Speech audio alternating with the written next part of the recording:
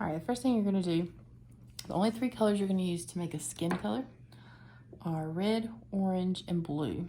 So I'm gonna take and put a little water in each of those. All my water's clean. All right, and you have palette paper now, so you're going to actually mix your color over here. You can see it better, what color it is. So I'm gonna start with, and I'm trying to match my skin tone, which is a little more on the pink side. So I'm gonna take some of this orange and some of the red.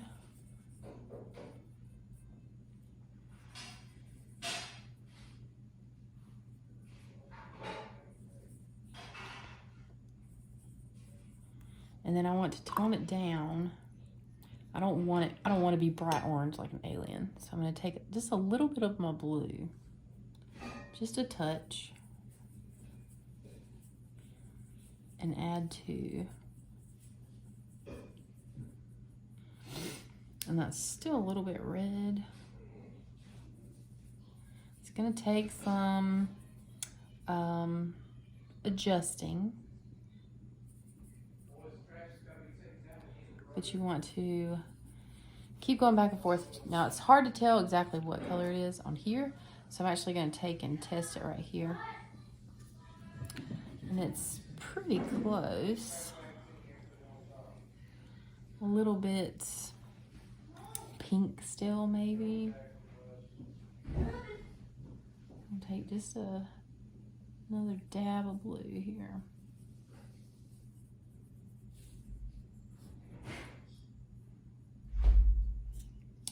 Maybe still a little bit pink, but I don't want it to turn purple. If I add too much blue, it's gonna turn purple.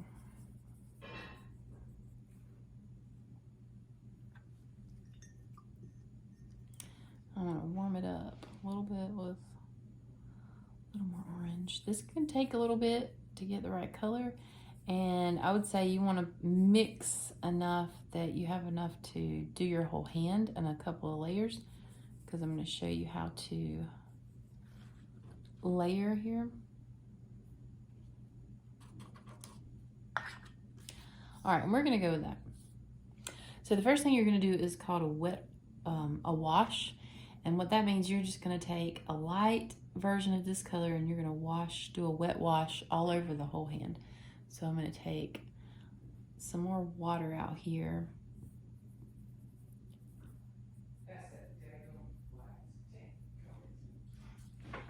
And I want it wet. So it should be kind of pooling.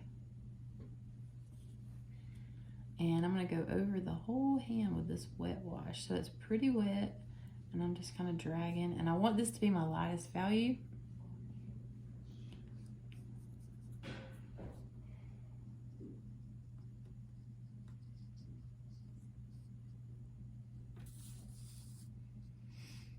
Try to stay in the lines.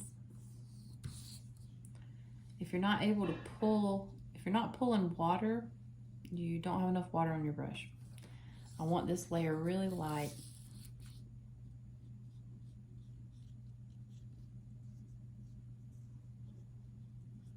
Pay attention, because that right there was not finger.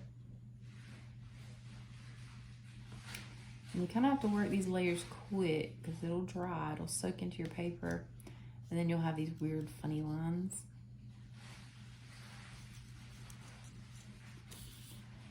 And I'm not agitating the paper much. I'm barely even touching the paper. I'm just letting the brush, the water kind of move that over.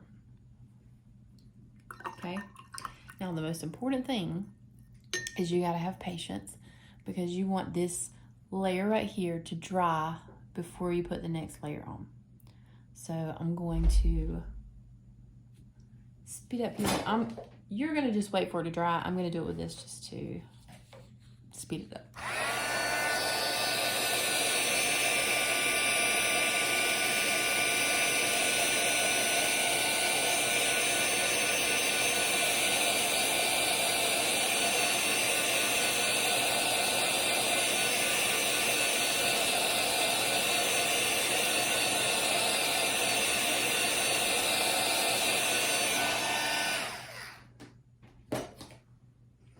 Now for the next layer, you're gonna think about where your light is coming from. So I'm gonna say that my light is shining from this direction, which means everything on every shape that I see or form on this side is gonna be lighter. And as you move around to the other side, where it's underneath and not getting light, then it's gonna be a little darker. So what I'm gonna do is come back, and you don't even have to really darken your value. You can darken it a little bit if you feel like you were too far on the safe side.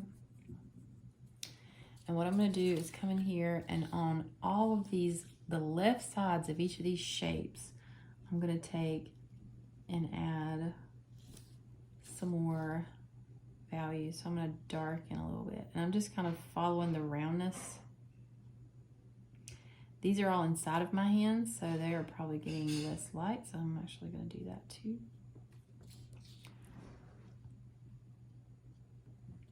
Anywhere there's a line, there's going to be a little bit of a value change. That's the reason that you saw that line. If there's a really dark line, I can take a dry brush while that's still sitting there and just kind of soak some of that up. I don't want to pull it too far because I do want that value, but. And then I'm going to go down this side.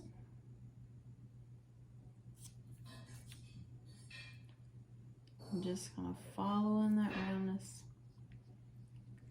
following the contour, following the outline.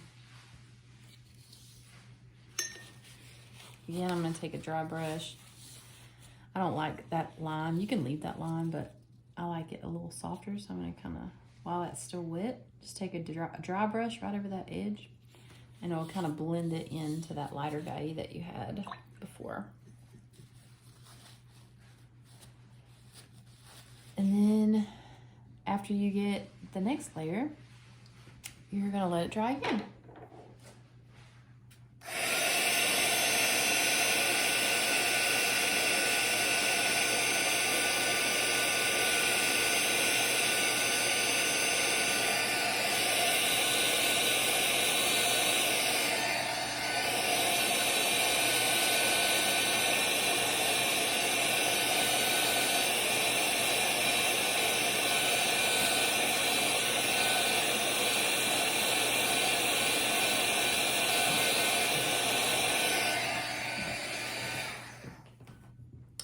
And then if you feel comfortable, even darkening a little bit more, I'm gonna do one more layer. So like I said, you don't even have to do a darker value.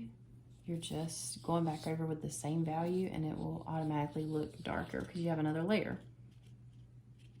I'm gonna add just a little bit more on that very edge, maybe around the nail. You're just kind of letting the paint do what it's going to do. You can't overwork it, or you'll wind up with torn paper. It'll just be messy. And I missed some spots here. If you happen to put some where you don't want it while it's still wet, you can take and just kind of soak some of that water up, or take a dry brush and kind of soak some of that up. So, because it got a little dark right there.